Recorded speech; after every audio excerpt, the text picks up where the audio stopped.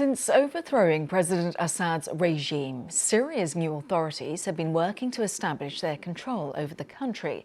But that's brought them into conflict in areas dominated by the Alawite sect, the group from which President Assad drew much of his support.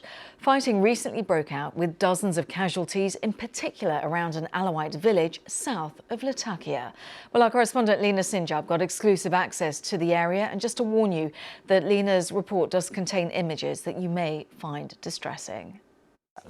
A village in grief, a vigil for the dead, a family in mourning. This Alawite household lost 4 of its members, including their son, 20-year-old Habib. They belong to the same sect of former President Bashar al-Assad. They are surrounding us. Bullets surround us. Pray for me, mother. They entered the home. They killed him.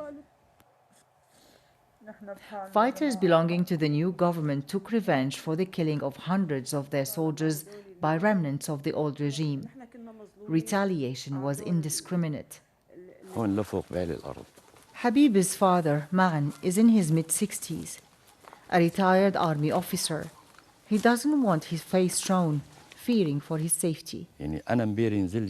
Yesterday, I went alone to bring him from the hospital with his aunt. The olive grove is now a cemetery. We are Alawites, and the previous president was also Alawite, but we didn't like him because he was a bad person and he wasn't worth of being a president. But the ones who came after are meaner and crueler. In a nearby village, another massacre. The White Helmets, a local civil defense group, took us to the scene. 10 bodies were found. This time, it was government security officers who had been murdered. They appeared to have been executed. Their hands bound behind their backs, their legs tied. Saber is a government security officer. He explained the attacks against the Alawites. We tried hard to keep everything under control to unite Syria. But honestly, the betrayal that we faced from remnants of the Assad regime made these factions angry. Our official forces were killed in the coastal region, which made us lose control of the area.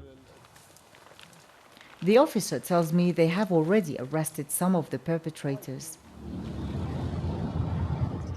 The factions left their marks everywhere. Houses and businesses burned and destroyed.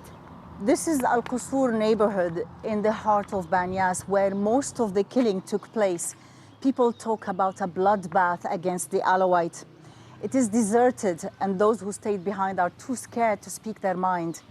The fear is the country is entering an endless cycle of revenge. The Jaber family escaped minutes before government forces set fire to their house.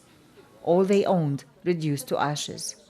I don't want anything, just my soul and soul of my children.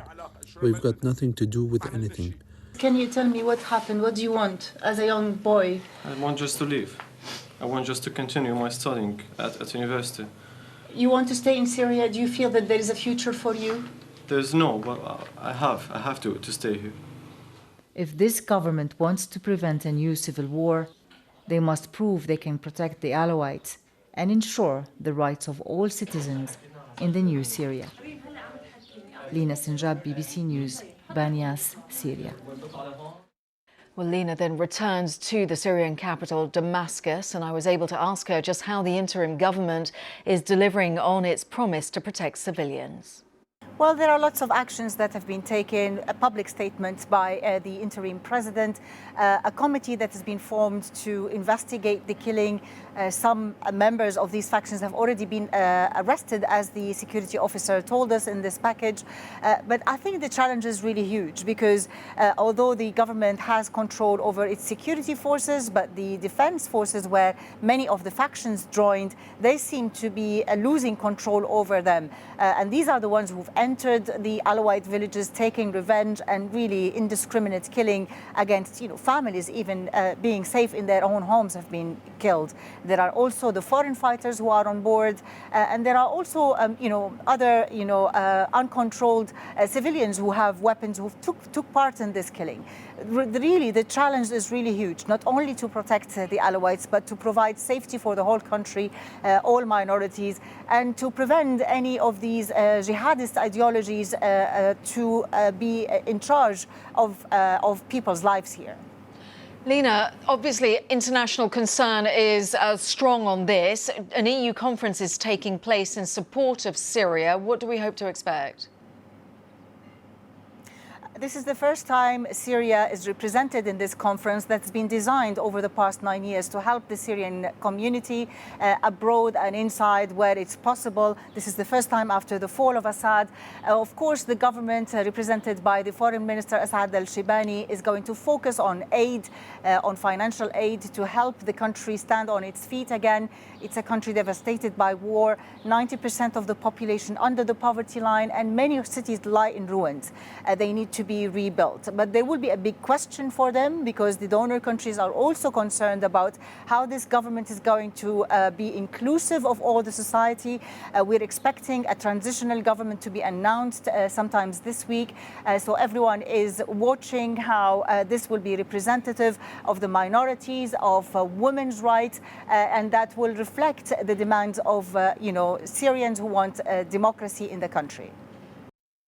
Our thanks to Lina Sonja there, reporting, speaking to me from the Syrian capital, Damascus. Much more on all of our stories on our website.